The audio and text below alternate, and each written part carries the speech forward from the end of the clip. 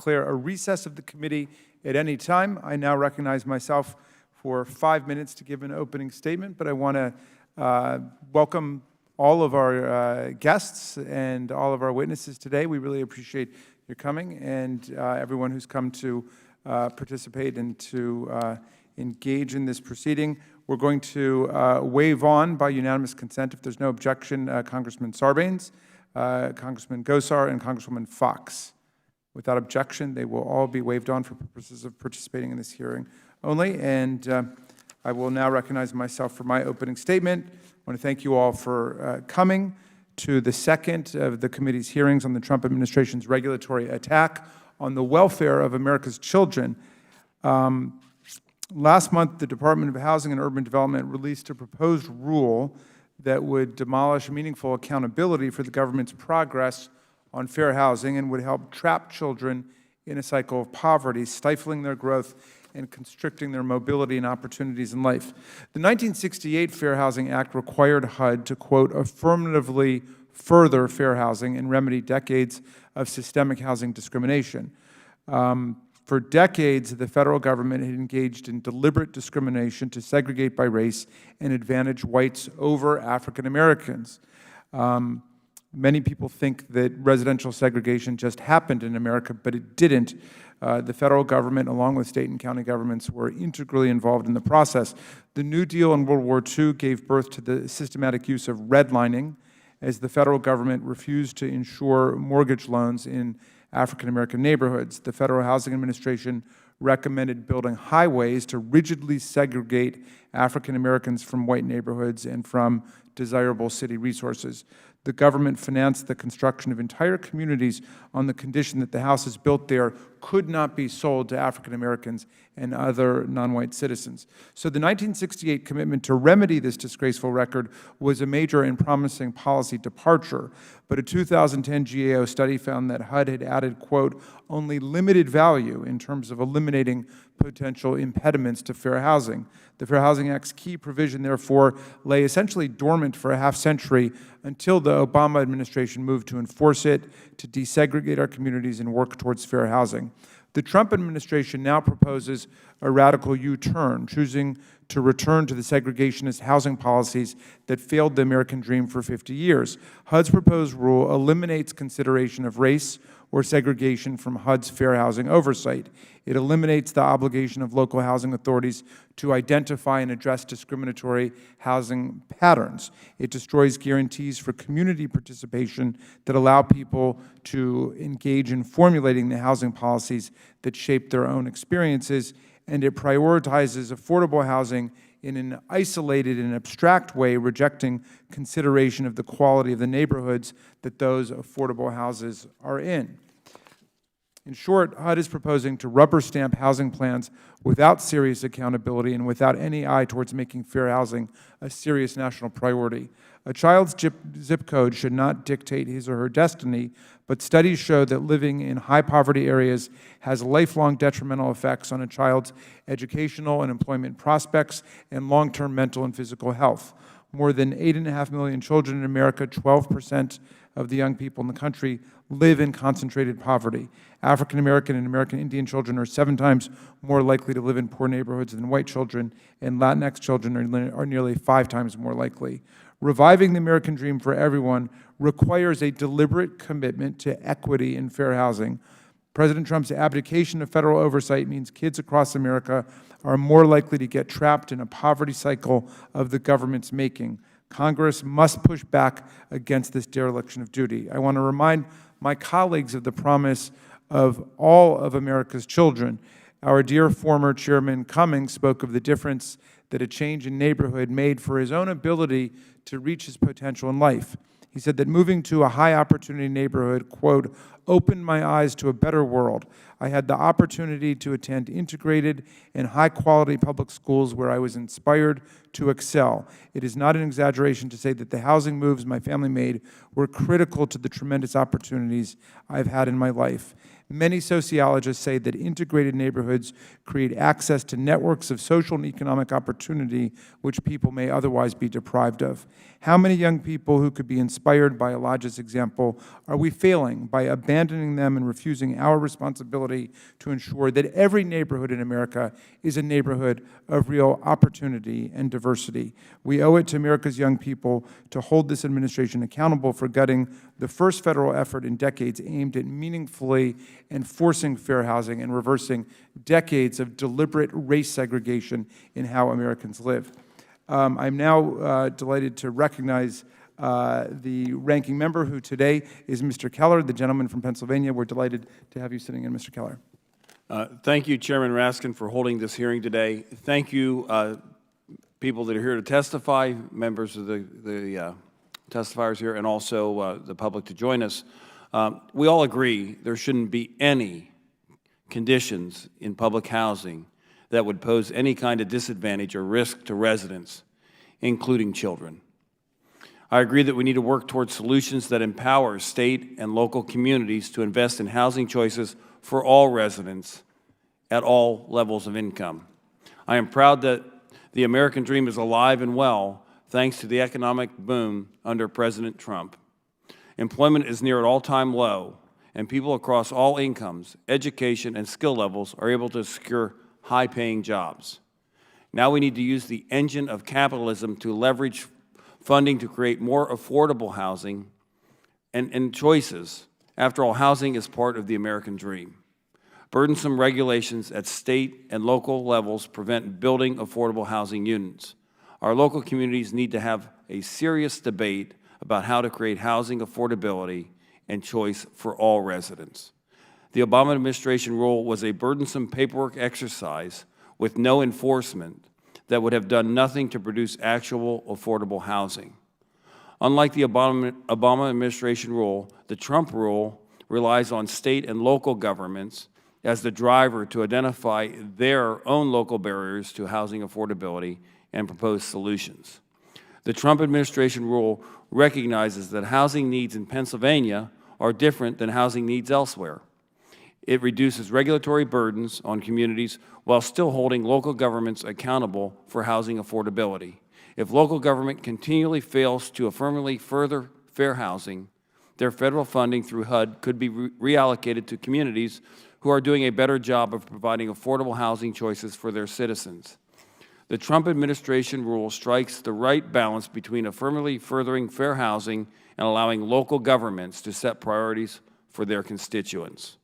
Thank you, Chairman, and I yield back. I thank the ranking member for his remarks, and I want to recognize that we have a new member to the Subcommittee on Civil Rights and Civil Liberties, Representative Deb Haaland from the 1st District in New Mexico.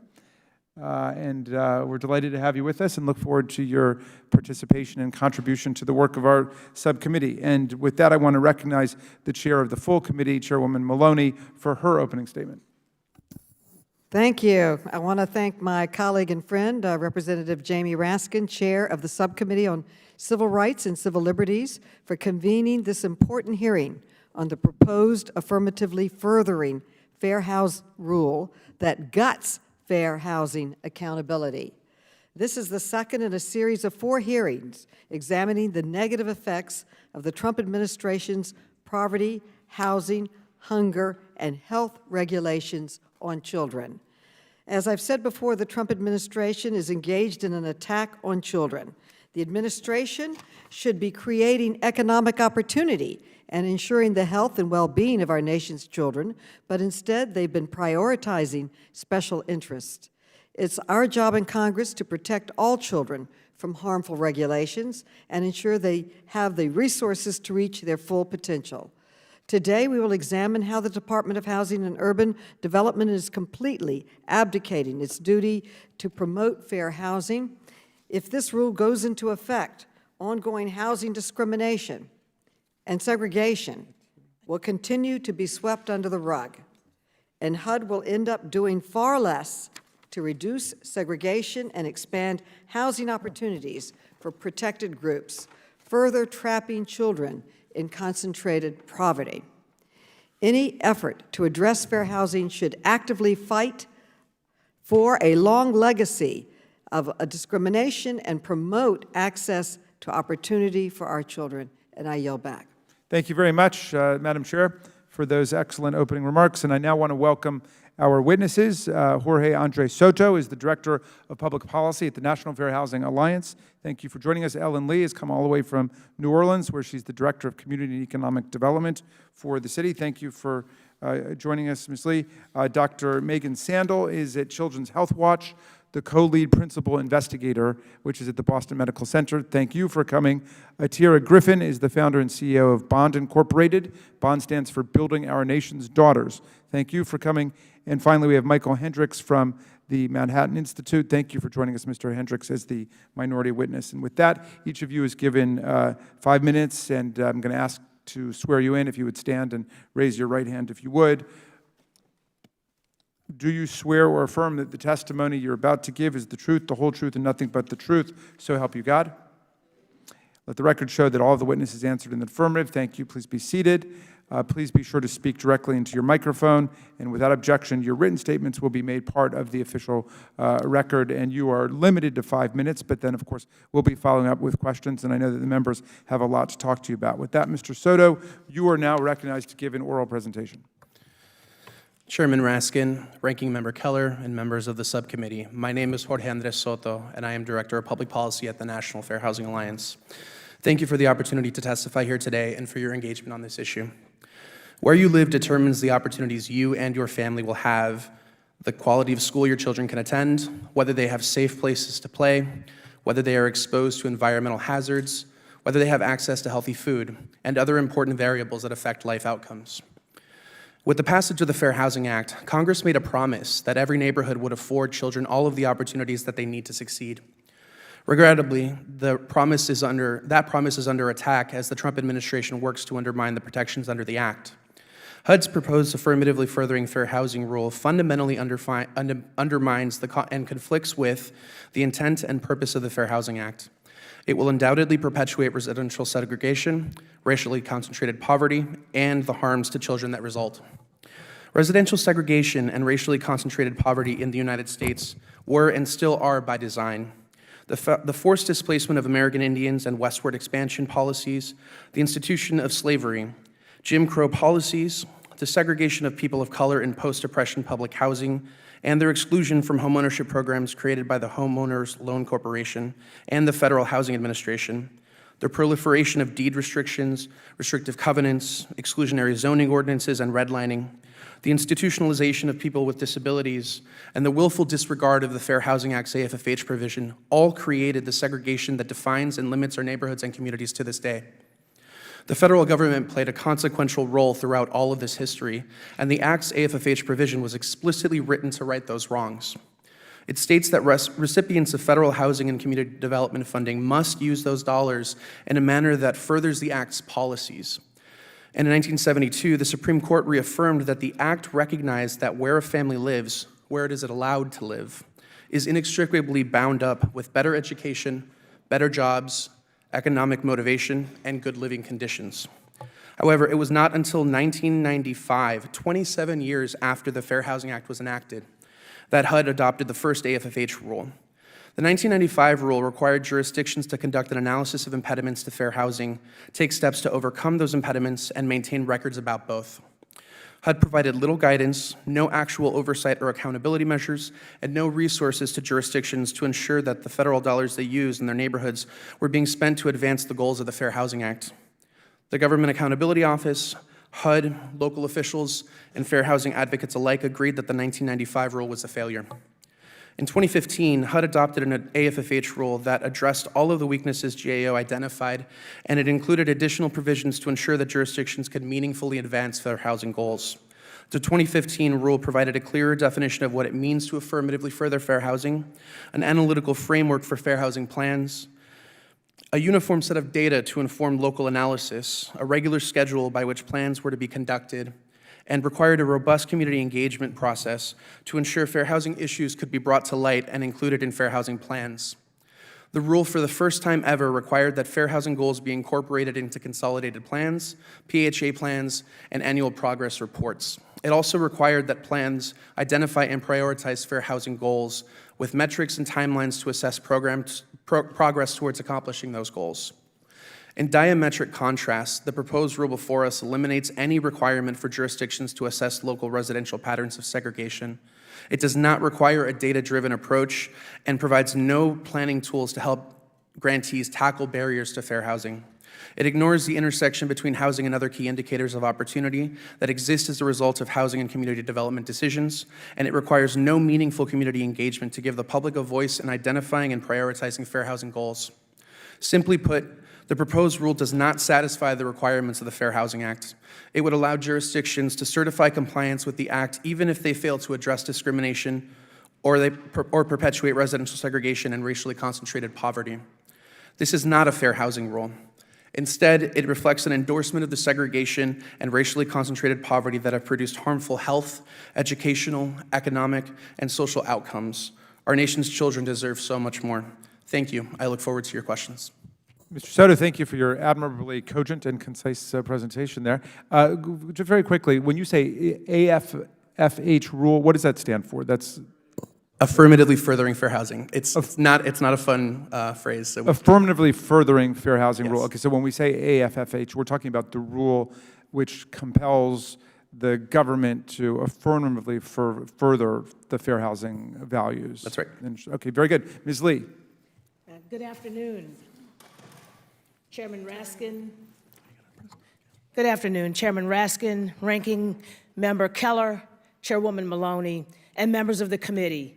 Thank you for the opportunity to testify before you today. My name is Ellen Lee, and I serve as the Director of Community and Economic Development for the City of New Orleans. On behalf of Mayor LaToya Cantrell and the city, I commend your committee's leadership in undertaking this important issue, and we appreciate your willingness to hear about our experience. The 2015 AFFH regulation provided new and updated guidance as well as data tools for jurisdictions to use in the production of an assessment of fair housing. Because the regulation brought in issuance of new tools and new data, some of which would be difficult to gather on our own to better inform planning, the New Orleans experience implementing this regulation was overwhelmingly positive. The benefits of this process were realized in greater efficiencies, better planning and mapping capabilities, and enhanced decision-making for our local government.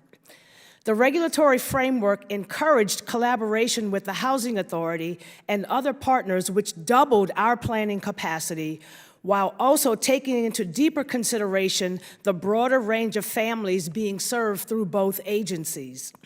This partnership reduced redundancies, creating a single plan to address affordable housing investments across a broader income spectrum of need.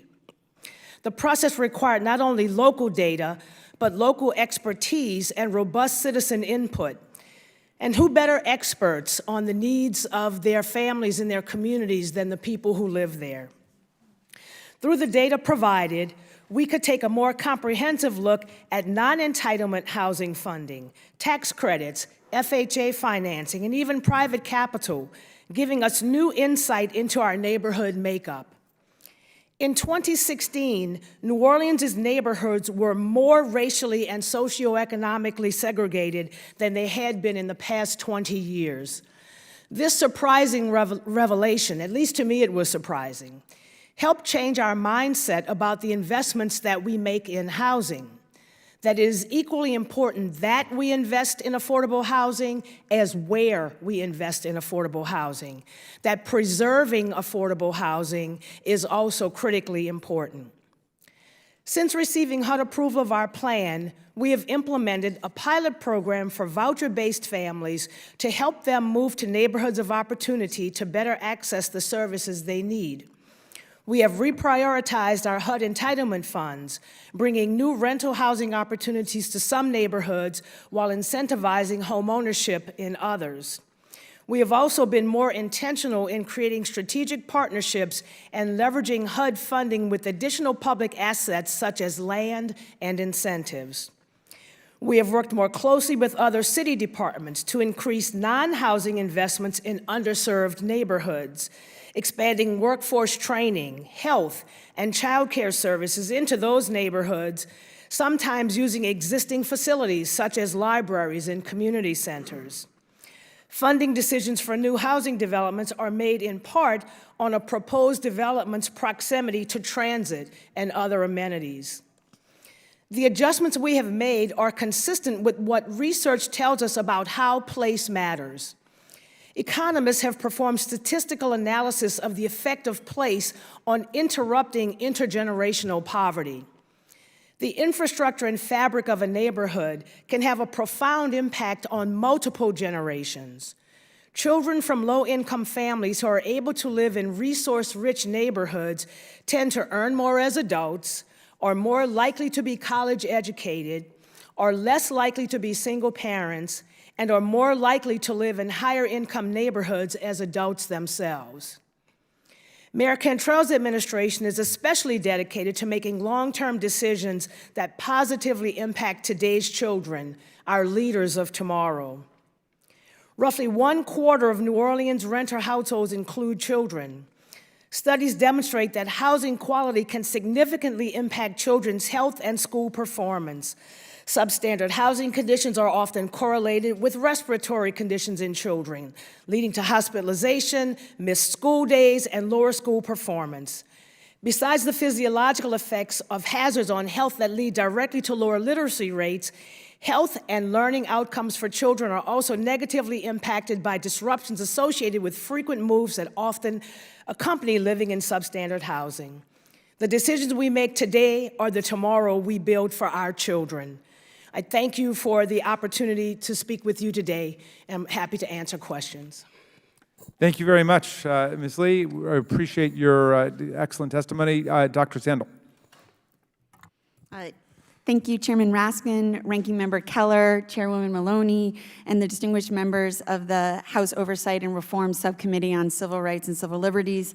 Thank you for inviting me to speak today. My name is Dr. Megan Sandel. I work at Boston Medical Center, and I serve there also as the co-lead principal investigator of Children's Health Watch, and I co-direct the GROW Clinic for Children. Throughout my more than 20 years of clinical practice and research, I have documented the importance of how housing impacts the health and development of children and their families. But I'm here today not only as a pediatrician. I brought my 13-year-old daughter, Maeve, with me because what I want for my patients is the same opportunities that my children currently enjoy. I want this for all children because the scientific evidence is clear. Children who live in quality, stable, affordable homes in opportunity neighborhoods have better health outcomes than those who do not. Previous research documents these inequities operate through 4 pathways: quality, stability, affordability, and location. And those domains operate predominantly through things like segregation in terms of the short and long-term health of children and their families. Current efforts by HUD to weaken the Fair Housing Act by changing the 2015 Affirmative Furthering Fair Housing Rule exacerbate these risks across all 4 domains by increasing segregation, a strong predictor of health inequities. My testimony today will focus on how clinical experience and research indicate how changes to the rule will negatively impact children and their families' health. First, let me tell you about a patient of mine. For the purposes of the testimony today, I'll call him Anton. So when I first met Anton when he was 2 years old, but he had not outgrown his 12-month-old clothes yet. He was diagnosed with failure to thrive, which is a commonly known disease for children that don't grow as expected. He even met the World Health Organization definition of malnutrition for age. Anton and his family were living in a concentrated poverty neighborhood in Boston. His family were consistently having trouble making ends meet. His mom was working multiple full-time jobs and wasn't able to get a long-term full-time job because of lack of childcare. Anton's mom confided in me she was not only worried about Anton, but she was worried about his older sister that wasn't doing well in school. After 2 years, Anton's family was able to convince a landlord in a suburb outside of Boston to accept their mobile voucher. His mom gushed to me about the new neighborhood. She said, My children can now sleep through the night because they're not hearing gunshots. My kids can go to local parks and now be able to play. And my daughter is able to do better in school because she doesn't have to share a textbook. And so Anton was then able to enroll in a local preschool because there weren't miles-long waiting lists. And then he was able to grow and thrive and eventually be discharged from my clinic. This is the power that a stable, affordable home in a neighborhood connected to opportunities can have for kids and their parents to reach their full potential. But honestly, Anton and his family weren't able to reach that until after 2 years because of housing discrimination. We need a stronger rule, not a weaker rule, to make housing opportunities available to all families like Anton's. The 2015 Affirmative Furthering Fair Housing Rule was specifically designed to strengthen the oversight of agencies and communities. The rule provided evidence-based tools to assess discrimination and develop concrete implementation plans and a timeline to address those problems. The current administration's proposal would undermine the effectiveness of the rules by replacing this evidence-based approach with a checkbox system that lacks sufficient detail for assessing discrimination. As a researcher and a physician, I know the importance of accurate measurement. It allows for diagnosis of problems. It allows for accurate adjustments and treatment plans, and it allows for measurement of ultimate success. The Fair Housing Act sought to address deep-rooted inequities, preventing both individual discrimination in housing and addressing historic patterns of segregation. The health inequities associated with residential segregation have been extensively documented, from mortality and education gaps to differential access to green spaces and healthier foods. Most American metropolitan areas remain moderately and highly segregated, with areas of concentrated poverty and fewer opportunities. My own research emphasizes this in the city of Boston. In 2016, we used a tool to assess opportunity in neighborhoods, and my colleagues and I found that 3-year-old children living in the lowest opportunity neighborhoods had a higher prevalence of high blood pressure, a measure of biologic health and stress, than children who lived in higher opportunity neighborhoods. As a pediatrician, I can prescribe medical treatments that respond to clinical symptoms, but in the case, the most effective medicine for treating my patients isn't found in a pharmacy. What my patients need for a healthier future is a stable, decent, affordable home in a neighborhood of opportunity. We need evidence-based tools to ensure that it is systematically enforced, and maintaining those tools are needed for the 2015 rule. We must actively promote opportunity and not check a box. Dr. Sandel, if you could just wrap it up. The children for America deserve that for their health. Thank you. And thank you very much for your testimony. Ms. Griffin, coming to you. Good afternoon, Chairman Raskin, Ranking Member Keller. Thank you for the opportunity to testify today. 14, the number of times my family moved throughout my childhood. And now I'm sure you're asking why. My mother, like every parent in America, was determined to give her children the best she could afford. She didn't know this would turn into a never-ending quest for a safe, affordable, resource-rich neighborhood, taking us across the city of Baltimore and even as far as Ohio.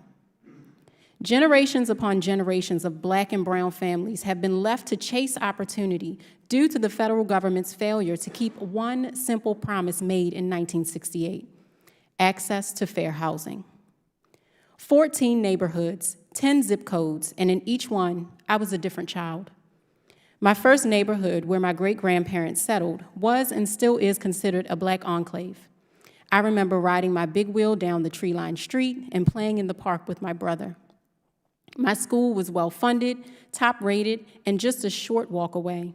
I excelled in school. I even won a dramatic reading contest. We were a tight-knit, cheerful, healthy, and thriving community. Black neighborhoods and communities of color can flourish, but how? Our neighborhood was surrounded by predominantly white neighborhoods in the top middle portion of the white L, a term coined by Dr. Lawrence Brown, where better health outcomes, transportation, schools, and food access are centered due to white concentrations of wealth.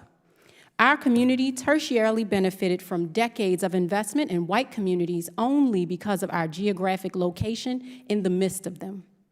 We need intentional investment. By the time I was 6, we were priced out. We moved to what felt like a different world on a block with 2 abandoned houses and no trees. Different neighborhood, different child. Before, I fell asleep to the rhythmic sound of crickets. Now, I fought for sleep through the consistent pop of gunshots. New rules came with our new neighborhood. No playing outside. Come straight home after school. Stay away from the windows. I hated the food. Nothing was fresh. Everything was in a can, box, or a bag. I began to struggle with courses once easy for me. My brother now needed learning supports. My mother was under constant stress, depressed, and showing signs of hypertension. I was diagnosed with asthma due to pollution and higher heat indexes. My mother's salary was just high enough to disqualify her from receiving housing support, but low enough to be priced out of neighborhoods with better living conditions. One summer, as I played with my dolls, our front door was kicked open. I jumped to the other side of the living room and hid behind a chair. A man rushed through the door, then a blue blur a few seconds behind him. They ran through our home and out the back door in our kitchen. I can still hear my mother's screams. No apology, no explanation, or even acknowledgement of what happened. At 8, I learned our family, our neighborhood, our community was invisible, dispensable, and often blamed for its conditions. We packed up our house and moved in with my grandparents. Different child, different neighborhood.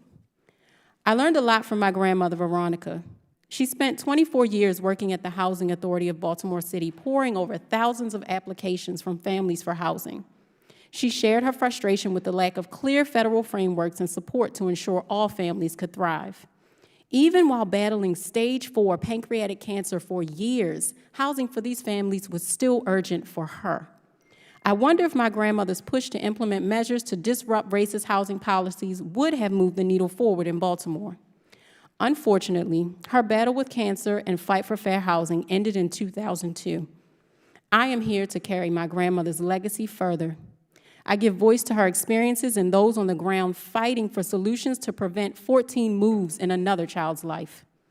Inequity is baked into our national housing system and can only be changed by reverse engineering the policies propping up this system of oppression across America. We must proactively evaluate how we invest in communities and in whose communities we choose to invest.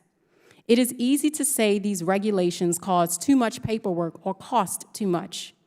Those farthest from the pain have the luxury of philosophizing about it. Today's children and families do not have that luxury. My grandmother died not having that luxury. I leave you with a variation of the Maasai tribe greeting for grounding. I hope it will help you make the best decisions for the children and families across America. How are the children when no fair housing exists? Thank you. Ms. Griffin, thank you very much, and I want to thank you for your very detailed and moving written statement that you presented to us, as well as what you just presented now. Thank you very much. Mr. Hendricks, you're recognized for 5 minutes. Good afternoon, Chairman Raskin, Congressman Keller, and distinguished members of the Subcommittee on Civil Rights and Civil Liberties. Thank you for inviting me to participate in today's hearing. My name is Michael Hendricks, and I'm the Director of State and Local Policy at the Manhattan Institute, and I, along with our colleagues, seek to advance solutions for the flourishing of America's communities. My central point today is that America's housing market is neither free nor fair. This burden often falls hardest on those least able to bear them. Our historically disenfranchised communities, working families trying to make a living in pricey cities, and individuals facing prejudice and poverty. The result of this is an absence of realistic housing options for millions of Americans that reinforces patterns of discrimination. In 1968, when then-Senator Walter Mondale was speaking in favor of the Fair Housing Act he helped to author, he stated that simply prohibiting discrimination, quote, would not overcome the economic problem of those who could not afford to purchase the house of their choice, end quote. While we cannot regulate or legislate the laws of supply and demand, we can help roll back the exclusionary regulations standing in the way of fairer and freer housing choice in this country. We can do so for minority and low-income Americans, and indeed for all Americans. That is why the Department of Housing and Urban Development's recently proposed AFFH rule is an important step in the right direction. It aims, rightly so, to, quote, promote and provide incentives for innovations in the areas of affordable housing supply, access to housing, and improved housing conditions, end quote, while avoiding one-size-fits-all solutions. We know that home prices nationwide are rising at twice the rate of incomes and 3 times the rate of inflation. Renters, meanwhile, have seen their rents rise for the second longest streak since World War II. And as the price of these barriers grows, so does the benefit of lowering them, disproportionately so for America's racial minorities. Reducing zoning regulations alone is estimated to lower differences in racial segregation between neighborhoods by more than 1/3. Artificially high housing costs also reduce intergenerational mobility. Parents find it harder than ever to move to neighborhoods with more opportunity, better schools, less crime, and higher-paying jobs.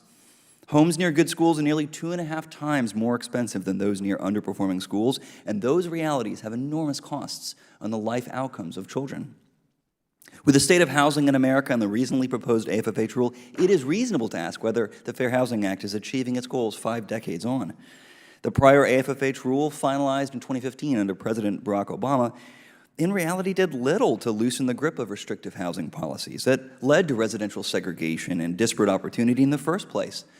Rather than making housing more affordable and accessible, it was often simply more paperwork for cities and the consultants who authored hundreds of pages of toothless assessments. All jurisdictions, no matter their size, shape, status, or capacity, had to complete the same inflexible survey. This one-size-fits-all requirement, covering more than 3,000 jurisdictions, was in turn meant to be reviewed by HUD staff that also lacked its own capacity. Meanwhile, HUD staff were asserting themselves into local governance through denial letters. Many jurisdictions received far-reaching replies extending into issues well beyond HUD's expertise, such as transit and education. We can and must do better to affirmatively further fair housing choice in America. That is why the recently proposed AFFH rule, put forward by Secretary Ben Carson, represents a concrete improvement to his department's enforcement of the Fair Housing Act. For instance, it updates and streamlines HUD's reporting process. It requires jurisdictions to demonstrate concrete progress in furthering fair housing and righting the wrongs of redlining. This results-based approach ideally allows for a more effective and less burdensome reporting process for jurisdictions as well as for HUD itself. Simpler requirements should, in practice, not only help jurisdictions better comply with their obligations under the Fair Housing Act, but ensure HUD scrutiny lands on the worst offenders. And in turn, HUD funding can be scored to actual progress. Mayors will be able to compete for federal dollars and national prestige, and ideally such competition helps spur innovation. There are more reasons than ever for HUD to empower jurisdictions to affirmatively further fair housing choice with concrete reforms. Freer and fair housing markets depend not only on countering discrimination, but in removing the barriers to more affordable and available housing for all Americans. By improving the AFFH rule, HUD is taking an important step in the right direction of upholding this country's commitment to the spirit and letter of the Fair Housing Act. Thank you. Mr. Hendricks, thank you very much for your testimony. We will now go to our 5-minute questions. I'm going to begin, and Mr. Soto, let me start with you. But is it fair to say that the new rule would include no requirement that housing officials consider the effect that housing policies adopted by a jurisdiction will have on different groups? I would say yes. And how does the new rule treat public participation vis-a-vis what was taking place under the Obama rule? The proposed new rule essentially relegates any community engagement to the consolidated planning process and its community engagement requirements. Community members will have a reduced voice under the new regulation. I think that's right. Does the new rule require consideration of how a housing plan would affect opportunity for people who live in a particular community? There's no requirement to do that. How does the prior rule and this rule handle HUD oversight? So essentially, HUD would receive assessments of fair housing, which is the plan that would be conducted by a jurisdiction that would include community engagement. Those plans would essentially be tied to the consolidated planning process, and then subsequent reporting requirements in the consolidated planning process would essentially require jurisdictions to say what they were actually doing and the outcomes of their goals in the plans. Good. Ms. Lee, let me ask you this.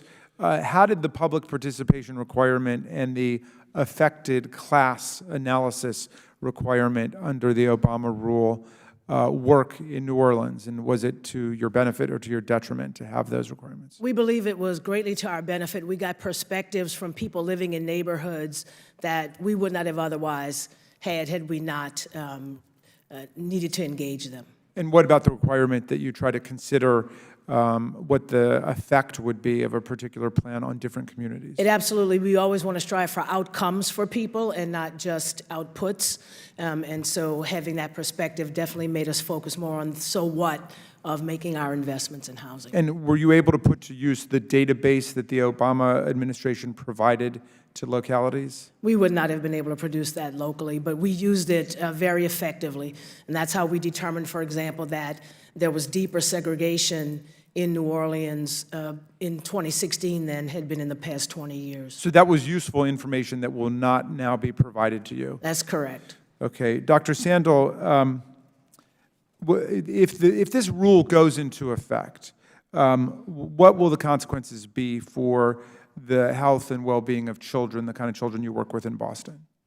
Yeah, I think that what we know is that neighborhood segregation and housing discrimination are bad for kids' health. And so anything that doesn't change the underlying inequities we already have, right? Like, we already see those health disparities playing out on the bodies of kids. Now we need to close those disparities, and I don't believe this rule will actually accomplish that.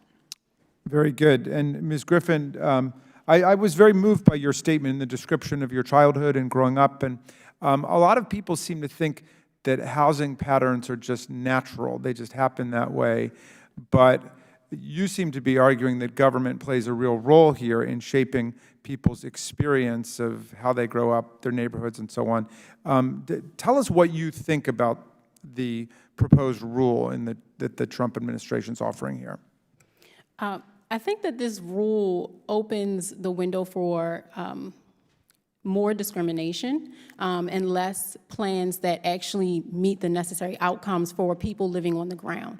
Like the removal of or the decrease of community input in actually planning how our communities are going to look and what our community will look like once it's developed, what fair housing looks like to us. It reduces the impact. It reduces the way that we would like our communities to show up, and it reduces our ability to have good outcomes. It reduces good schools. We would ask for like better trees, better schools, better streets. And so we're starting to create this situation where we are increasing discrimination and decreasing the ability to measure outcome and use data-driven approaches and best practices to inform the way that we create communities. Some people think that it really should not be the role of the federal government to be advancing fair housing. Mm-hmm. What's your response to that? Working with my grandmother and seeing her work in the Housing Authority of Baltimore City, I know that's not the case. She tried to further implement some innovative practices on the city level, and they did not move forward because of a lack of federal support and frameworks. All right, very good. Well, I'll turn now to the ranking member. I think, are you deferring to Ms. Miller? Okay, Ms. Miller, you're recognized for 5 minutes. Thank you, Chairman Raskin. And thank you to all of you all for being here today. Housing is an issue that affects all Americans in districts big and small, rural and urban. A lack of housing affects each of our districts and our constituencies. Unfortunately, over 50 years of federal government intervention in the housing market and trillions of dollars spent on ineffective programs have failed to create the supply necessary to house America's growing population across all levels of income. Congress must come together to cut burdensome and generalized federal regulation and instead empower the local communities who know the issues that their towns and cities face, to make the decisions that are best for their own citizens. My community in southern West Virginia is drastically different from my colleagues of New York City, Los Angeles, or Miami, and therefore they have different solutions. I've been an apartment owner and manager for over 35 years, and I know the difficulties that come with management, rent, and tenant concerns. We've all seen time and time again that one size really doesn't fit all. Let's work together and return this power to those who will be able to do the most good in our United States of America.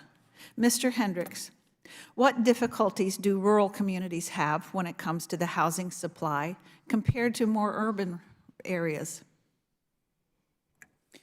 Thank you, Congresswoman Miller. As you said, every locality across America is different, and one-size-fits-all solutions from the federal government often do not work to address the real problems that America's housing market has. I agree with my fellow witness that who better knows than the people who live there, I believe is what was said, for what can be done in, say, a rural area as much as New Orleans to provide affordable housing options for every person who lives there. Why has a focus on promoting the construction of only low-income housing failed to alleviate the housing crisis across our country?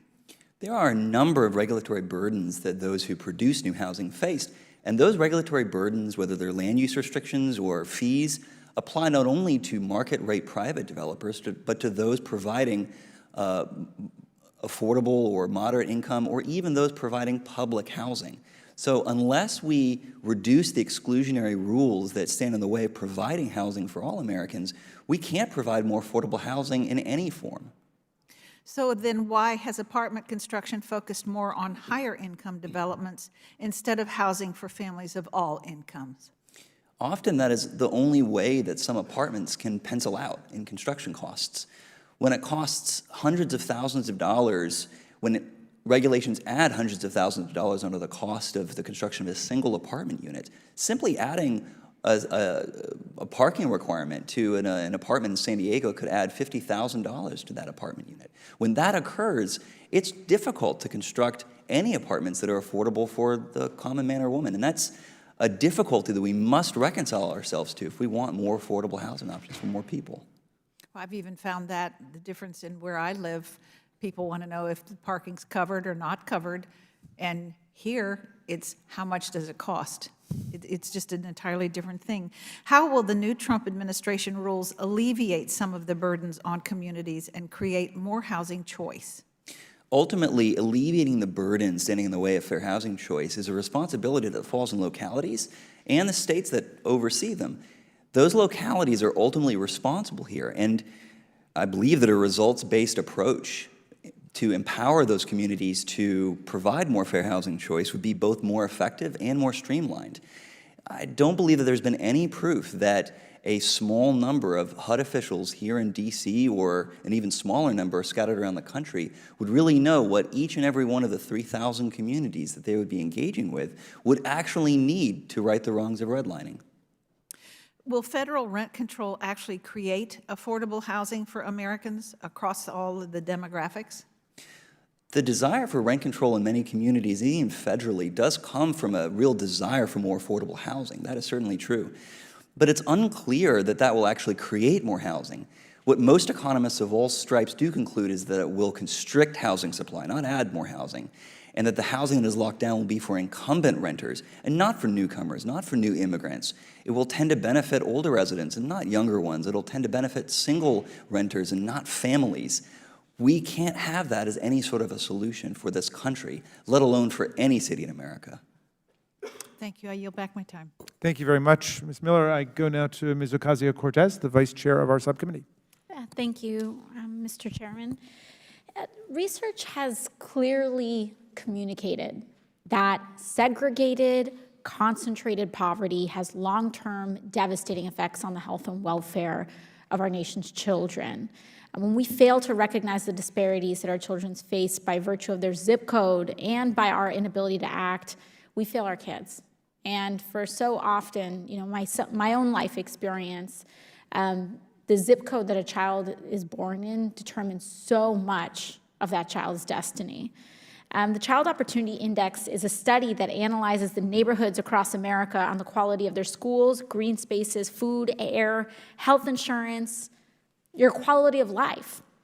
And it ranked neighborhoods from 0 to 100. And a report that was just released this month in January of 2020 found that the strongest predictor of child neighborhood opportunity was race and ethnicity. Not income, not zip code, not anything else that people pretend it is. But the number one predictor was was race and ethnicity in a predictor of child income. That's across 100 of the largest metro areas. The score for neighborhoods where white children live is 73 out of 100. Where Hispanic children is compared to that is 33 out of 100, and for Black children, it's 24 out of 100. This is not a coincidence. Housing issues are racial justice issues. Mr. Soto, from a historical perspective, how did we get to a place of such drastic inequity for children of color?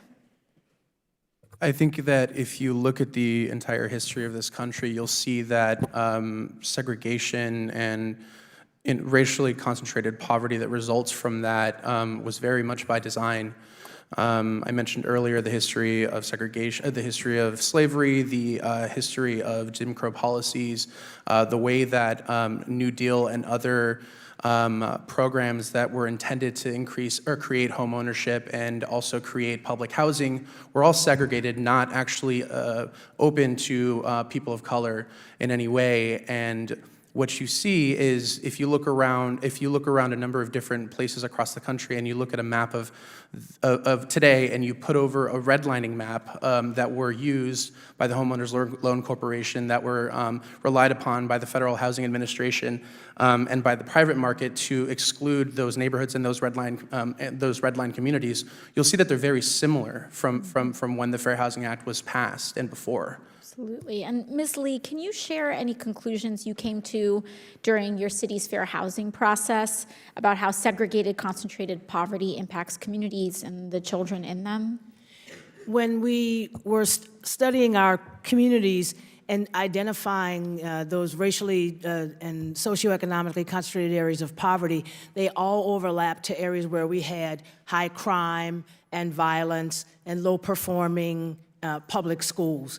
And so we see the direct correlation there in those low-income areas to the other negative outcomes for children and families. It really caused us to think differently about how and where we should make investments to support children. Thank you. And Ms. Griffin, how do these racial dynamics play out on the ground in a community like Baltimore? You know, for so often people talk about statistics and these disparate outcomes, but I think a lot of people don't understand what this actually looks like. And I know how it looks like in my backyard of the Bronx, but I'm interested in your lived experience. In Baltimore, this plays out, number one, a lot of this started in 1910 with the housing covenants that was the beginning of redlining in Baltimore City. And so it started with blocks, and they blocked off each block, coloring it a certain color to designate what race could live on that block. And then they systematically moved each block together to create neighborhoods clumped by race. So now you have Black neighborhoods, white neighborhoods, Jewish neighborhoods, and immigrant neighborhoods, which was how they categorized it then, living together, which then gave them the ability to see where they were gonna direct their actual funding. So we don't wanna invest in Black communities, we don't wanna invest in immigrant communities, we barely wanna invest in Jewish communities. We're gonna put all the money into white communities, which meant better schools were developed there, we have better transportation and free transportation in white communities. We also have a higher life expectancy of 80 and above in white communities, where it's barely 60 in Black communities. Corner stores where you cannot even get fresh fruit or vegetables, no good grocery stores at all. So it just shows up in very different ways, in disparate ways in the way that we live and we breathe in our communities versus in white communities. And to be clear, we have never pursued a public policy audacious or bold enough to close or reverse that gap, correct? Correct. Thank you. Thank you very much. Ms. Fox, you're recognized for 5 minutes. Thank you, Mr. Chairman. And I want to thank our witnesses for being here today. Despite having spent trillions of dollars of taxpayer money on housing, it's no secret that America is still facing a critical lack of access to affordable housing. That's certainly true in my district. But a top-down approach favored by the 2015 Obama rule was burdensome on localities, created a massive bureaucracy, and proved to be an ineffective solution to the underlying causes of affordable housing shortages. And I applaud the Trump administration for taking steps to address this.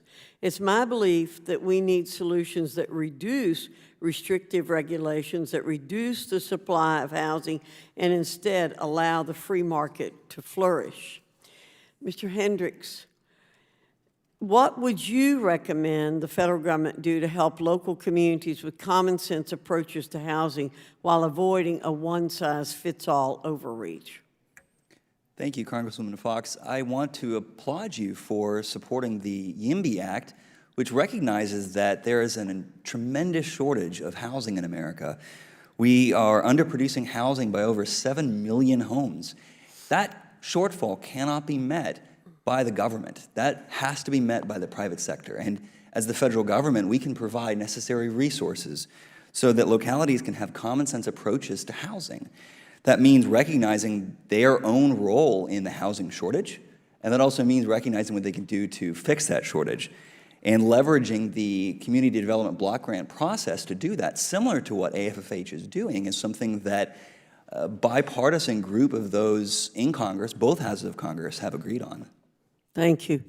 Mr. Hendricks, are there reforms that states and localities have been pursuing that we should be encouraging? Absolutely. We see across this country, on both coasts, in the middle of this country, no matter our politics, we see incredible reforms to re-legalize housing of all shapes and sizes.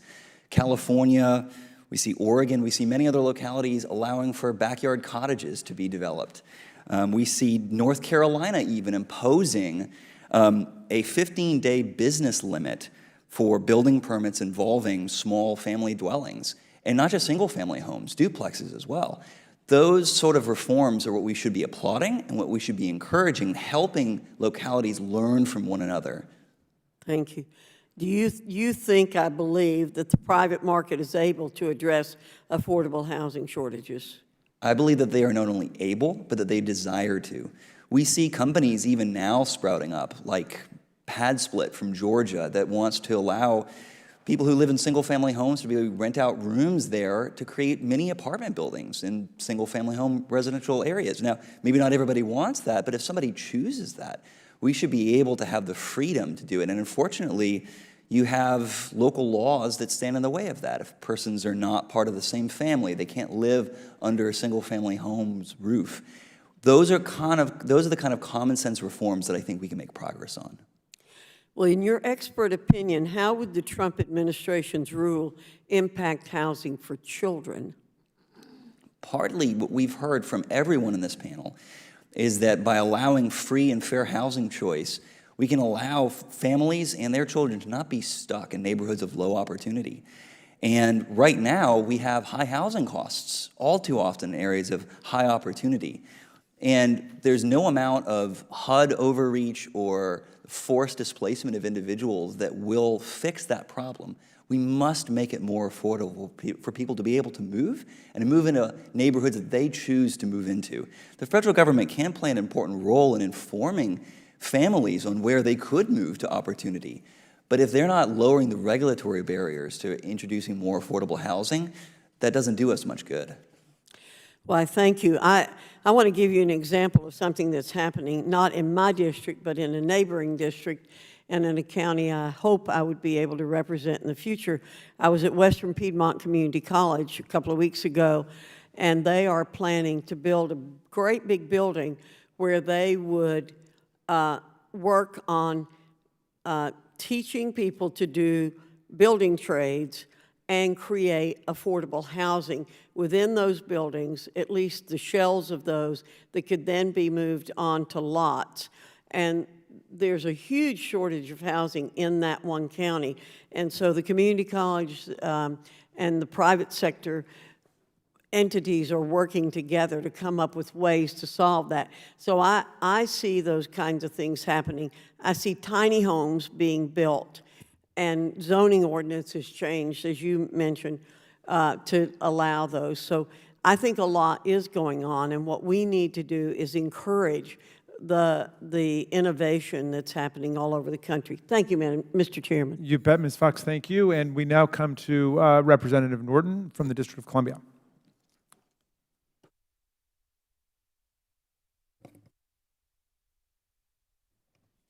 Mr. Chairman, this is an important hearing to be held.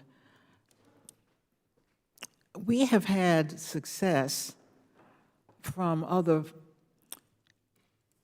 equality acts passed, largely the ones in the 1960s. We remember that for housing in particular, perhaps more failure than progress, is at the time of Reconstruction, of the Reconstruction Acts, housing was included, fair housing was included, but of course there was no enforcement mechanism at the time. But look at the difference between, let us say, the Voting Rights Act, and we're trying to reenact that now, but there's no question that it had an enormous effect on the rights of African Americans to vote, especially in the South. Or look at the 1964 Civil Rights Act. It was my great honor to enforce the employment discrimination part of that act, the Equal Employment Opportunity Act. Workforce looks very, very different than it looked at the time that act. So you had two successful Civil Rights Acts. Then we come to the Fair Housing Act. And tragically, we only got it in the first place. Because remember, we're talking about 64 acts. We finally get the 68 Fair Housing Act when there was the great tragedy of the assassination of Martin Luther King, Jr. It had a provision, much like the provision I enforced under the equal employment laws. It had a provision mandating affirmatively furthering fair housing. I take that as the functional equivalent to affirmative action, which I enforced as a part of the 1964 Equal Employment Opportunity Act. So my question, I suppose I should start with Mr. Soto, or any of you would be qualified to answer this question. Has there been any evidence, in whatever administration, of affirmative action to reaching out and understanding that the act means don't just not discriminate, but do something to eliminate discrimination? Speak about the affirmative action, whether it has ever occurred and whether it's occurring now. I can start with that. Thank you so much for that question. I think it's important to recognize, that the Fair Housing Act's AFFH provision had never really been meaningfully even regulated until 1995, when there was the first affirmatively furthering fair housing rule. Up until that point, jurisdictions were not really required to do any form of analysis or assessment of how they would meet the mandates of the Fair Housing Act. And as I mentioned earlier, the 1995 rule didn't actually have any accountability measures in it that would tie the way that jurisdictions would use the community development dollars that they had to the way that they actually spent it and require any sort of outcomes. So I would say that there's a long history in which the government actually was completely inactive in requiring enforcement and implementation of the AFFH provision. I would add that in New Orleans, we were required to complete the analysis of impediments to fair housing choice, but that was a very different analysis of those impediments versus an affirmatively furthering fair housing, an assessment of fair housing, and what are the actual steps, strategies, and processes that would be taken to overcome those impediments and create more equal and fair housing access. The previous administration did have a fair housing rule. That's in 2015. Mr. Soto, or any of you, since then, is there any record of anyone having lost federal funding because of action or failure to act under the Fair Housing Act? I can answer that. There is no record of that since the proposed rule was taken, and the reasoning behind that is because HUD had a really important understanding that this was a very new thing for jurisdictions to have to undergo, and it recognized from the get-go that jurisdictions would need support, and they would need to have a series of maybe back and forth where an AFH might not have met the standards necessary under the rule and under the Act, but nevertheless, jurisdictions would be able to improve upon those. So the intent behind the rule was to get jurisdictions to start thinking about the ways in which their investments affect opportunity, not to remove funding that would then actually harm the communities that jurisdictions were trying to serve. I don't understand. So you don't think there was an intent to remove funding? I think that it was always an option that HUD could take if jurisdictions chose to not pursue their mandates under the Fair Housing Act. Thank you very much, Mr. Chairman. I might add that until some administration, after all the preparatory action you've taken has been done, until some guts are put into this act because somebody loses funding, I don't expect anything to happen. Thank you very much. Thank you. The chair now recognizes Mr. Keller of Pennsylvania.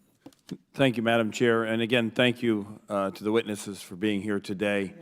And as we talk about the government's role to improve affordable housing and the options and affirmatively further fair housing, you know, I want to look back on some firsthand experience I had growing up. My family, in today's standards, had we grown up today, we would have been considered vulnerable or at risk because my family struggled to make ends meet. And I know there was it's not easy for kids to move around a lot. It happened to me probably by the time I was 14, I had probably moved a dozen times. So I do understand the challenges facing families and children. I certainly don't understand as an adult, thankfully, but as a kid, I understood that. I can't imagine how my parents felt having to struggle to provide housing for us. So, Mr. Hendricks, I guess I just want to ask a couple of questions because you know, our experiences I have were with affordable housing and so forth. But you may be aware of or familiar with certain proposals such as the Green New Deal for Public Housing Act, which would use grant programs to upgrade housing units into carbon-neutral communities. Can you speak to the impact this $180 billion effort would have on creation of new affordable housing options and our overall economy? Thank you, Congressman Keller. The Green New Deal would, as you said, commit $180 billion over 10 years to upgrading the federally administered public housing units. That is to say, it would not necessarily create more housing units, but it would upgrade them. But I don't believe many have questioned how we would spend $172,000 per unit to upgrade these units, or let alone in New York City for NYCHA units, spend $230,000 per unit, or question where we would house individuals when we've moved them out of public housing units. According to the plan for New York, we would move people into newly constructed public housing towers and warehouse people there for up to a decade with necessarily no promise of return. Meanwhile, spending hundreds of thousands of dollars per unit to I guess, provide employment. That is one of the biggest selling points for the Green New Deal, is to provide employment for construction and labor unions. I think our biggest focus should be on housing for more people that is more affordable. That does not do that.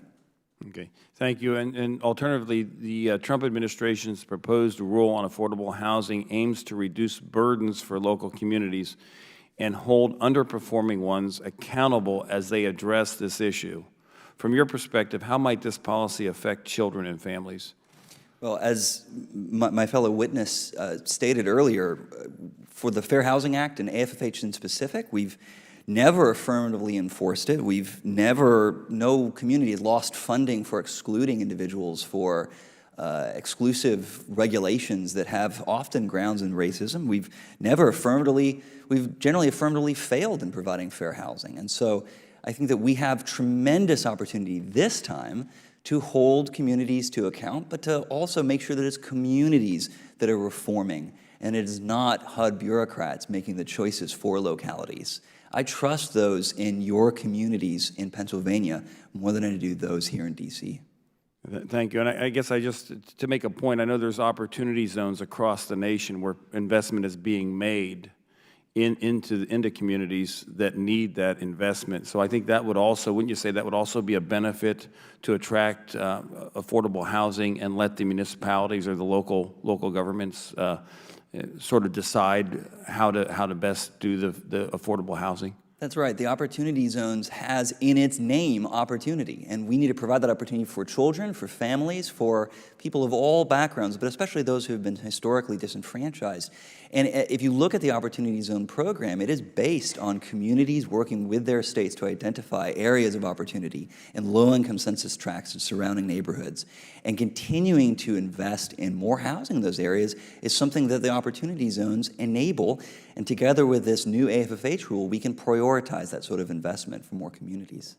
I appreciate that, and I just appreciate all the opportunity that all Americans are enjoying in this great economy that we've begun to realize over the past few years. Thank you, and I yield back. Oh, excuse me, if I have one thing. I do have some documents, if you don't mind, Madam Chair, to be entered into the record. Without objection. Thank you. The chair now recognizes Congresswoman Wasserman Schultz of Florida for questioning. Thank you, Madam Chair.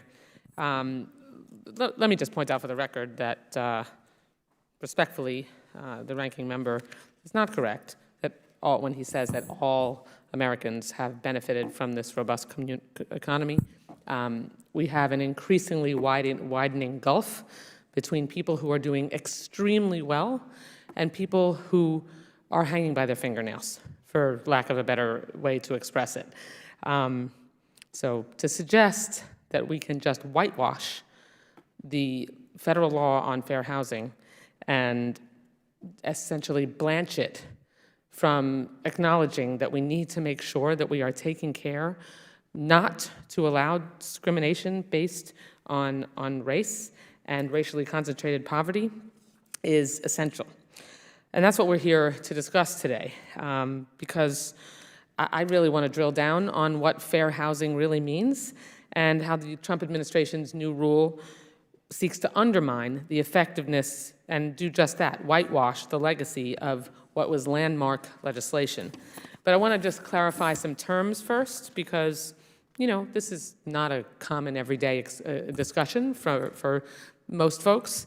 So Mr. Soto, if you would help us with the difference between fair housing and affordable housing. And also, why is it essential that HUD have a deliberate focus on fair housing rather than affordable housing?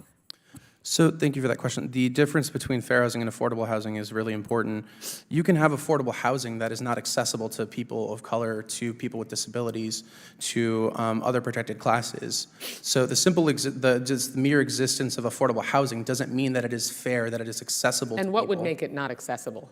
For example, if you limit the places that it can be present in, if you only try and produce affordable housing in one type of community that doesn't have the types of community assets that help people succeed in them, and also if you only limit investments in ways that only create housing in one place but don't necessarily help people move to different places that they might be able to choose to otherwise. Is it super easy to place affordable housing anywhere that it might be eligible to place it? And if you are someone who qualifies for, quote, affordable housing or fair housing, are you freely able to just choose to move anywhere you'd like where you could access affordable housing, and how does the law impact that? So, you know, if you look at the usage of vouchers, housing vouchers, what you find is that there's rampant discrimination against people who have a voucher, who are trying to use their voucher in neighborhoods that would be considered neighborhoods of opportunity. It's critically important to make sure that that affordable housing can be accessed to people of color and others that are protected under the Act, because of the history of the ways in which our public investments have created neighborhoods and the conditions that they result for children and others. There is, this new proposal restructures the process that was meant to ensure that recipients of federal funds adhere to the mission of furthering fair housing. And under the Trump administration's proposal, HUD would allow grantees to choose 3 fair housing goals from a predetermined list of 16 obstacles, 13 of which relate to affordability rather than fair housing. Mr. Soto, could you first explain how that obstacles analysis differed under the 2015 Obama rule? And are there inherent problems with this sort of checklist approach? I'll start off by saying that I think, so the 2015 rule essentially required jurisdictions to conduct the assessment tool was a way for jurisdictions to be guided through a process of analyzing different things that may occur in their community.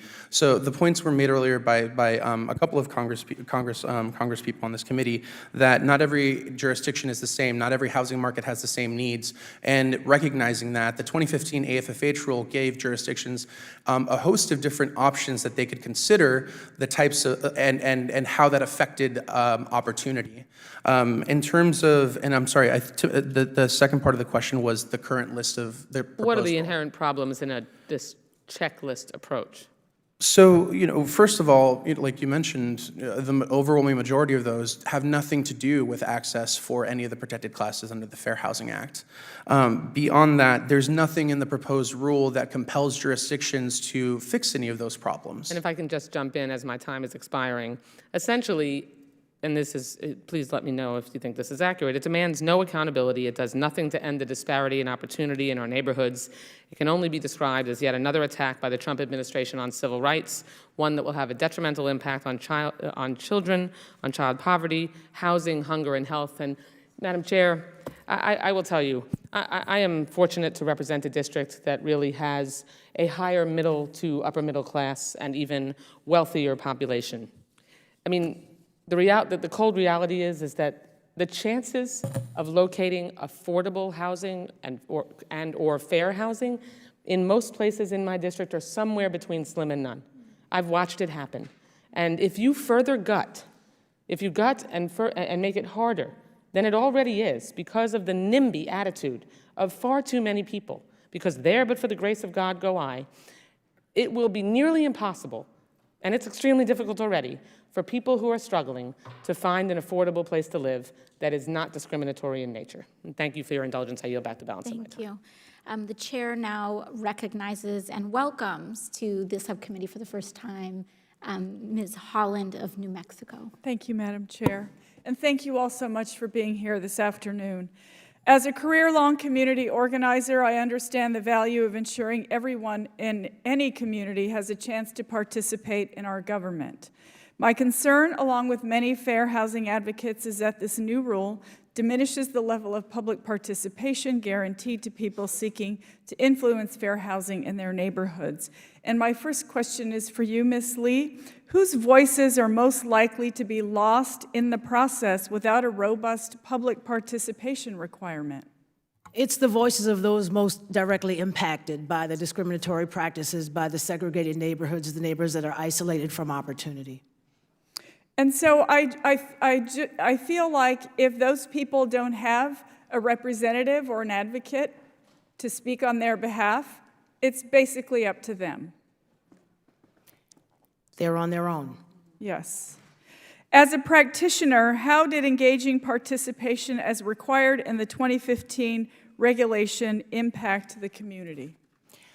I think the community in New Orleans really felt empowered to be participating. We partnered with other fair housing advocates and agencies to really get a broad group of community stakeholders. Like sometimes people don't want to talk to the government, And so we were able to partner with other advocacy organizations to do a couple of things. One, help to break down what was going on into more relatable topics so that people felt more informed. It's like people say, it's one thing to say you can come and sit at the table. It's another to provide me with the knife and fork to actually eat and participate in the meal.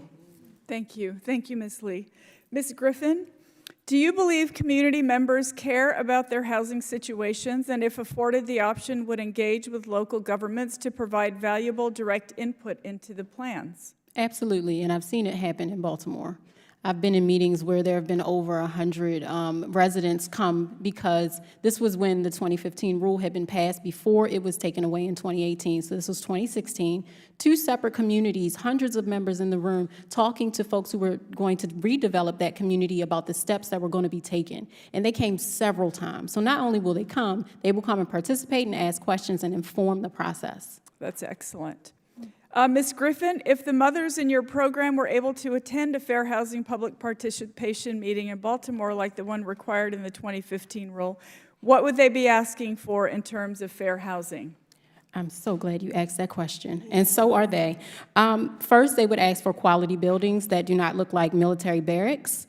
Second, they listed out that they would like to have a space, because I've asked my moms this before, they would like to have a space, a community that's developed holistically. So a park.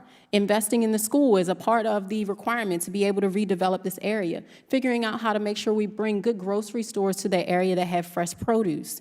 Making sure that they also have access to a community center with a pool, a fitness center, and community rooms used for classes that have STEAM, language development, career development, and academic supports. A transportation upgrade, because transportation is a huge issue when you talk about fair housing and where we locate our people. And making sure that they're not split up in a neighborhood that is underneath of a bridge or through highway development. And also ample street lighting and ensuring that at least 50% of the apartments or houses in that area are actually affordable, and having an ability to have a rent-to-own program for an on-ramp to home ownership. Because we're not just talking about getting into a house and renting it, we're talking about ownership and creating generations of wealth within communities who have been locked out of it. Absolutely. Thank you. Thank you so much. I come from a community where housing was an afterthought. Native Americans went through eras of assimilation where they were essentially uprooted from their communities and sent somewhere else because the federal government felt that they needed to break up their communities. My mother, as a result, was raised in the Indian camp in Winslow, Arizona, in a boxcar. So when they assimilated Indians to work on the railroad, they didn't necessarily think about the housing they would have, so they took a group of boxcars, lined them up, put a chain link fence around it, and the funny thing is that my mother and her parents, they made that work. But continually, communities have been an afterthought. That's evident in your communities, in my communities, and you can ask the descendants of the Long Walk and the Trail of Tears whether the federal government thought about the housing they would have when they got to the other location. So I thank you for all the work you're doing to help people to find a way to have safe and affordable housing for their families.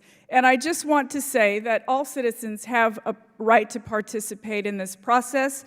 And the President's rule effectively silences the very communities that the Fair Housing Act was enacted to protect. And that's shameful, in my opinion. We must push back on the abdication of fair housing process and stand up for families' rights to have a voice in their housing community. And thank you all again so much for being here. Madam Chair, I yield. Thank you. And the chair now recognizes Ms. Presley of Massachusetts. Thank you, Madam Vice Chair. Thanks to you and the chair for convening this important hearing today. And thank you to our esteemed panelists, experts, both based upon lived experience and areas of study and research. A special shout out to Dr. Megan Sandel, who's with us today. She's an esteemed pediatrician at Boston Medical Center, which sits in the heart of my district, the Massachusetts 7th. Make no mistake about it, housing is health. Where you live, the air you breathe, the food you eat, how much money you earn, all factor into your long-term health outcomes. This is perhaps no clearer than in my district, the Massachusetts 7th, one of the most diverse and vibrant districts in the country and one of the most unequal. Travel 3 miles from Back Bay to Roxbury, the blackest part of my district, and life expectancy drops 30 years, 3-0. For most people in this country, your zip code quite literally does determine your destiny. Black and brown babies born into poverty in Boston are twice as likely to die prematurely than white babies and 3 times as likely to be hospitalized for asthma. Last May, I questioned HUD Secretary Carson, who refused to say if safe housing is a human right and that all people in America deserve stable, safe, and affordable housing. He would not even affirm given his former role as a surgeon, that it is a critical determinant of health. Poverty is not a character flaw. It is the result of failed and often cruel policymaking. As far as I'm concerned, this is how HUD is currently conducting itself is completely contradictory to its mission. And these proposals are punitive and abusive. This is child abuse. This is elder abuse. This is abuse, period. Par for the course with this administration, where the cruelty is the point. Ms. Griffin, I want to say that you honor your grandmother, Veronica, very well with your acumen, your grace, and your conviction. I want to commend you for the organization that you have founded, and you spoke earlier about some of the health disparities and things that you and your family face, and I was wondering if you could elaborate for the families you serve. Have you noticed similar health difficulties to the ones that you and your family experienced? Yes, I do.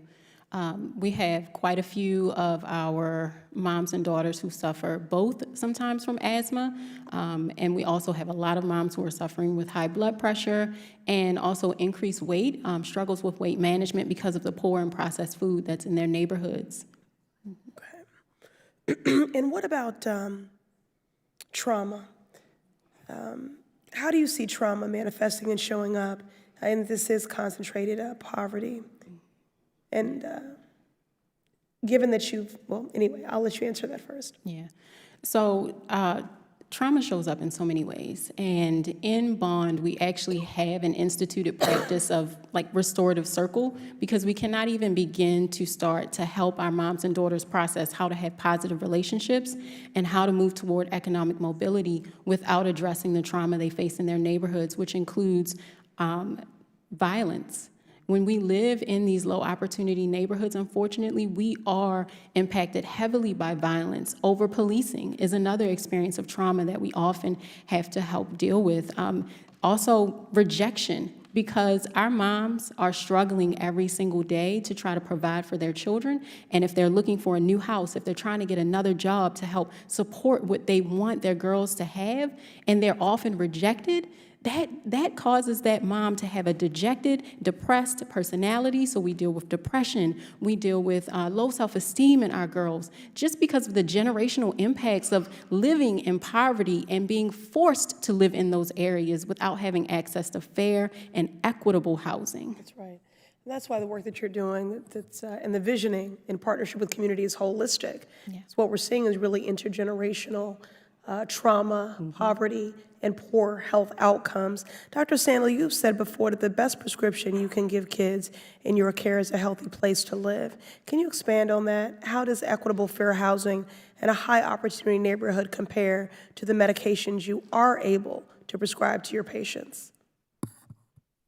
Yeah, I think that one of the things we do is we measure medications for how much money they may save or whether or not they have an impact on health. And what I'll tell you is that over and over, you see that having that stable, decent, affordable home in a neighborhood of opportunity will do things like reduce severe morbid obesity. It will affect your hemoglobin A1C and diabetes. It will reduce healthcare costs. It will improve your asthma outcomes. And we've seen that over and over. Thank you. Thank you. And the chair now recognizes Mr. Sarbanes of Maryland for 5 minutes of questioning. Thanks very much, Madam Chair, and thank you to the panel. The testimony today is very compelling. Obviously, fair housing and ensuring fair housing in this country is a challenge. It's a complicated problem to solve, but the goal in the end is very simple. It's to make sure that every child in this country lives in a safe neighborhood. With clean air and clean water and good schools and access to all the basic things that provide kids with full opportunity, which you spoke about, Ms. Griffin, as you described moving through different stages of your life and having to kind of adjust your horizons each step of the way. You know, the Trump administration has essentially said that fair housing is too expensive, like we can't do it. It claims that the 2015 rule that we've been speaking about cost HUD $3.5 million to implement. Huge sum. Not really. That's less than 1% of HUD's fair housing budget. The other thing you could compare it to is a GAO report in 2019 that found that just one of the president's trips to Mar-a-Lago cost taxpayers $3.5 million. So the president could pay for this fair housing program by skipping just one trip to his private club, but apparently it's too expensive to do the right thing in terms of that rule. Ms. Griffin, you talked about moving through many different zip codes. You're from Baltimore, I'm from Baltimore, and we certainly know the challenges that poses based on your testimony and other good work that's been done in research. You alluded to the fact that your health and your family's health was impacted by these moves. And I thought maybe you could elaborate a little bit more on that. I met today with American Forest, which is an organization that's trying to plant a lot of trees, and I asked them about the fact that in a lot of urban areas there's no tree canopy, and what the impact of that is, and sort of the environmental injustice that it represents. And they pulled right out of their folder a report called Tree Equity, which actually details this, and in fact tied it back to redlining, because they said that the redlining footprint, which you talked about, can also be correlated to where you find tree canopy or the absence of it, and then all the problems that go with it. And you open your testimony by talking about it as, getting on your bike and going down to the park and being surrounded with sort of the greenness of that environment. So talk a little bit about the health impacts, physical for sure, but potentially psychic impacts, mental health impacts that come from having to constantly revise your aspirations and ambitions and limit your horizons because of the housing situation that you're in. Absolutely. And thank you for also talking about trees. Some people don't understand why trees are so important. But the health impacts that I experienced and my family experienced, one, I was diagnosed with asthma when I was young, and it was after we moved to a low opportunity neighborhood, because there were like few and far in between trees. It was a massive load of housing density, and because of that, the heat index rises. And you also have pollution on top of the rising of the heat index, which causes more asthma occurrences in children in areas like that. In addition to that, I also saw that we all gained weight. So we also were dealing with being borderline obese at certain times because we were eating highly processed foods. And because of the food we were also eating, there was an impact on our education. So my brother and I started to do poorly in school because we didn't have the right nutrients in our bodies. We were malnourished, essentially. In addition to that, I know my mother was depressed for many reasons. The fact that we had to live in a neighborhood like that, trying to find a good home, trying to keep her household safe. So you're thinking about this fight or flight mode that people go into when you live in spaces like that on a day in and day out basis. It puts you in high stress levels, which causes also heart conditions, and then you have high blood pressure that can also come from that, so hypertension. And we saw this throughout our family. So not only did my mother have those issues, my grandmother, my grandfather, and then my brother was diagnosed with diabetes as well. And so it's just rampant throughout many generations in our family, the health impacts of living in low opportunity neighborhoods. Thanks very much. I yield back. Thank you. And, I think as we close out this hearing, we truly would like to thank all of our witnesses for the expertise that you all have offered today.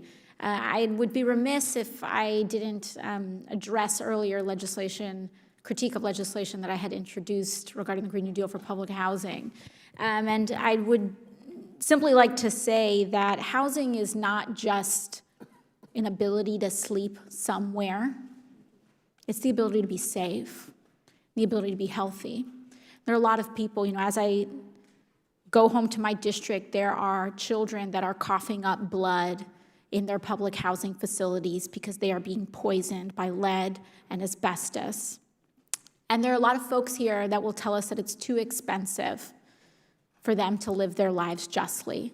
It's too expensive for them, for their buildings to be cleaned. It's too expensive for them to breathe healthy air and drink clean water. But those are the same folks who are often saying that we will pay ourselves back by giving the corporations that are often poisoning our families a tax cut. And justice has no price tag. I think it's important that we internalize that, because the depravity of those conditions, as you stated so eloquently, Ms. Griffin, we are internalized in our self-worth. When you have black mold on your walls and you go to sleep with a draft because there are holes in your walls, when you're virtually sleeping outside, you start to think that it is because you are less than. But it is just simply untrue. But our government has treated and discriminated people as less than, and we have never made up for that injustice. And it is time that we do that. And it will be expensive, but guess what? The cost of that injustice has already been borne by Black communities, Native communities, and communities of color. So it's about time that we square that debt. I'd like to thank again our witnesses for their testimony today. Without objection, all members will have 5 legislative days within which to submit additional written questions for the witnesses to the chair. In addition, the public comment period for these policy changes will end March 16th, and any and all people interested in weighing in publicly have that opportunity. I ask our witnesses to please respond as promptly as you are able to any member questions. This hearing is now adjourned.